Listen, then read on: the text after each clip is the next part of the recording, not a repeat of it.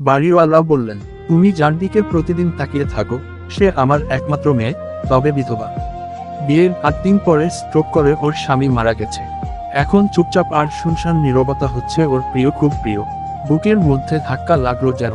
মেয়েটা চমৎকার সুন্দরী, রোজ সকালে তাকে ছাদে দেখি, আবার সন্ধ্যা বেলা থেকে গভীর রাত অবধি ছাদের উপর পায়চারি করে। কখনো সাহস করে কথা বলতে যেত, আর পারিনি। অবশ্য আমি বাসায় ভাড়ায় উঠেছি মাত্র সপ্তাহ খানিক আগে। এর বাসায় আমি ভাড়া নেবার একটা বড় কারণ আছে, পেশাগত কারণেই এখানে আসা, কিন্তু কেন এসেছি সেটা এরা কেউ জানে না। বললাম, আপনি তাকে আবার বিয়ে দেবার চেষ্টা করে দেখেননি নাকি সবকিছু তার নিজের সিদ্ধান্তের ওপর ছেড়ে দিয়েছেন? তাইশা আঙ্কেলের মেয়ে, একটা ছেলেকে পছন্দ করত। তাইশা তাকে বিয়ে করতে চেয়েছিল, কিন্তু আমার কাছে সেই ছেলেকে নিজের একমাত্র রমের জন্য যোগ্য মনে হয়নি। তাই তড়িঘড়ি করে আমি অন্য জায়গা তাইশার বিয়ে ঠিক করি। আপনার তো আর দ্বিতীয় কোনো মেয়ে নেই, তাই না আঙ্কেল? হ্যাঁ, তাইশা আমার একমাত্র মেয়ে। তাইশার বড় 2 ভাই স্পেনে থাকে। আমার মেয়েকে যতটা রাগী মনে করো, সে কিন্তু ততটা রাগী নয়। ওর মতো মিশুক মানুষ খুব কমই আছে জগতে। তাইশার সেই প্রেমিকার কোনো খোঁজ জানেন? মানে আপনার মেয়ের এরকম পরিস্থিতিতে সেই ছেলের সাপোর্ট দরকার ছিল। সব আকার পট পেলে সে হয়তো এতটা ডিপ্রেশনে যেত না। আঙ্কেলের মুখটা বিমর্ষ হয়ে গেল। মেয়ের এক্স বয়ফ্রেন্ডের কথা জিজ্ঞেস করাতে কেমন যেন বিব্রত হয়ে গেলেন। মুহূর্তের মধ্যে গম্ভীর হয়ে তিনি বললেন, আমার মেয়ে গতকাল রাতে তোমার কথা জিজ্ঞেস করলো, তাই তোমাকে ডেকে আমার মেয়ের কথা জানালাম। তুমি তো জানো তোমার অফিসের ম্যানেজারের অনুরোধে তোমাকে আমি আমার বাসা ভাড়া দিয়েছি। জি, তা ঠিক আছে, কিন্তু আপনি হঠাৎ করে প্রসঙ্গ পরিবর্তন করে এসব কেন বলছেন? তোমার নামটা যেন কি? শাকিল আহমেদ রুদ্র, সবাই রুদ্র বলে ডাকে।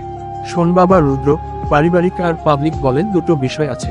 কিছু কিছু বিষয় আছে আর সেগুলো পাবলিকের কাছে বলা যায় না বা প্রকাশ করতে হয় না। ঠিক আছে, ব্যক্তিগত বিষয় জিজ্ঞেস করার জন্য আমি দুঃখিত। এবার তুমি আসতে পারো। কিছু রহস্য নিয়ে বাড়িওয়ালার সামনে থেকে বের হয়ে এলাম। বাড়িটা তৈরি করার সময় ছাদের এক প্রান্তে দুটো রুম করা হয়েছে। তার মধ্যে একটা রুম স্টোর হিসেবে ব্যবহার করেন বাড়িওয়ালা, আর একটা রুম খালি, আমি সেখানেই থাকি। রুমে এসে অফিস ড্রেস চেঞ্জ করে জানালার পাশে বসে রইলাম। একটু পরেই মাগরিবের আকার দিবে। আজানের পরেই তাইশা ছাদে আসবে। আমি মনে মনে আজ তাইশার সঙ্গে কথা বলার প্রতিজ্ঞা করলাম। খাটে বসেই জানালা দিয়ে বাহিরে তাকিয়ে রইলাম। মোবাইলের রিং বাজতেই ঘুম ভেঙে গেল।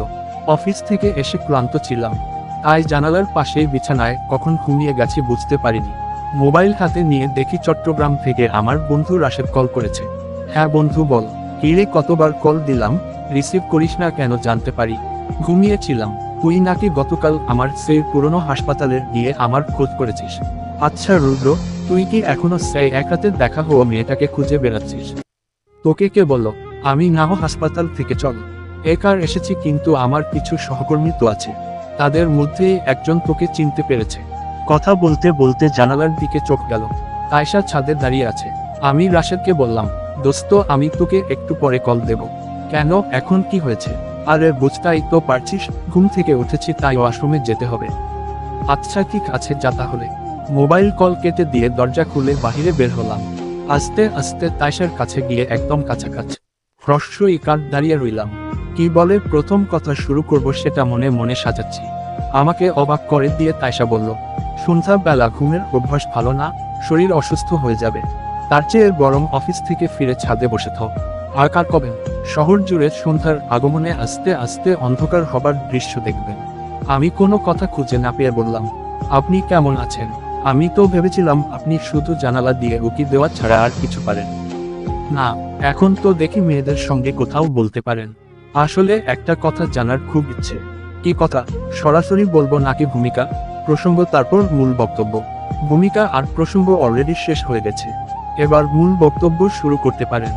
আপনার বাবার কাছে আপনার সম্পর্কে কিছু কিছু কাহিনী শুনলাম।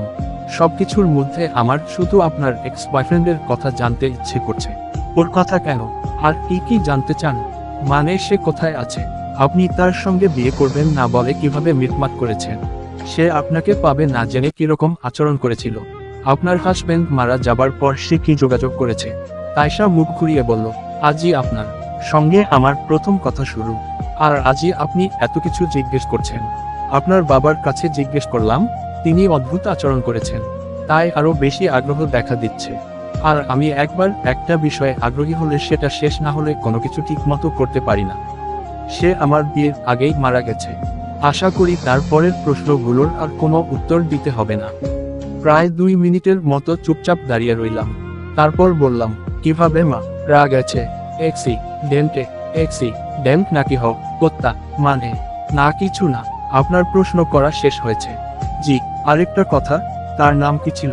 নিয়াজ হাসান। এবার কি আমরা প্রসঙ্গ পাল্টে কথা বলতে পারি? জি।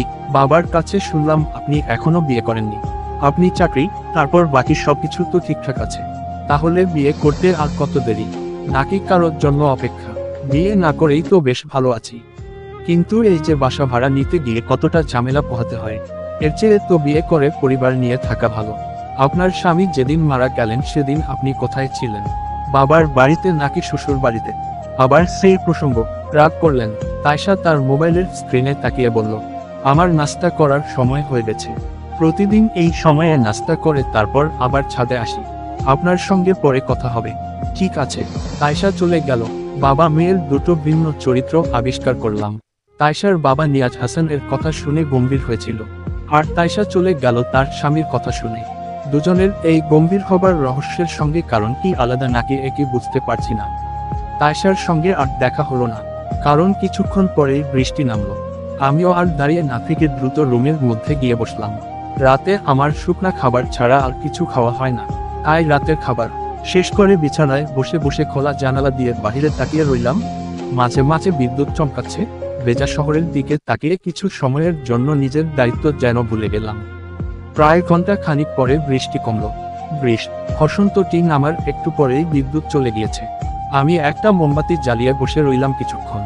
রুমের মধ্যে তখন হালকা গরম লাগছিল। বৃষ্টির কারণে গরম কমার কথা, কিন্তু তেমন কমল না। যেহেতু বৃষ্টি হয়েছে তাই বাহির আর বাতাস ছিল খুব ঠান্ডা। জানালার গ্লাস এক সাইডে ছড়িয়ে দিয়ে শুয়ে পড়লাম। ছোট্ট একটা রুম, জানালার পাশেই খাট। জানালা দিয়ে হালকা বাতাস প্রবেশ করছে রুমে। রাশেদের কাছে আর কল করা হলো না। কখন ঘুমিয়েছি জানি না, কিন্তু শরীরের মধ্যে তীব্র জ্বালাপোড়া অনুভূতি হবার সঙ্গে সঙ্গে ঘুম ভেঙে গেল। সম্পূর্ণ শরীর জ্বলে যাচ্ছিল। হঠাৎ করে বুঝতে পারলাম আমার পায়ে কোনো শক্তি পাচ্ছি না। মুখ দিয়ে শুধু বাঁচাও বাঁচাও শব্দ করলাম। এমন সময় জানালার সামনে কারো ছায়ামূর্তি দেখতে পেলাম। কেউ একজন দাঁড়িয়ে আছে সেখানে। ছায়ামূর্তি বলল, কেমন লাগছে সাহেব? খুব কষ্ট তাই না? কণ্ঠটা তাইশার। আমি অবাক হয়ে জানালার দিকে তাকিয়ে রইলাম। সমস্ত শরীর ব্যথায় অচেতন হবার অবস্থা। তাইশা আবার বলল, আমার এক্স বয়ফ্রেন্ড এখানে এই রুমে ভাড়ায় থাকতো। আপনি এখন যেভাবে মারা যাচ্ছেন ঠিক সেভাবে তাকেও করেছিলাম। মৃত্যুর পরে ওপারে ভালো থাকবেন সাহেব। বিদায়।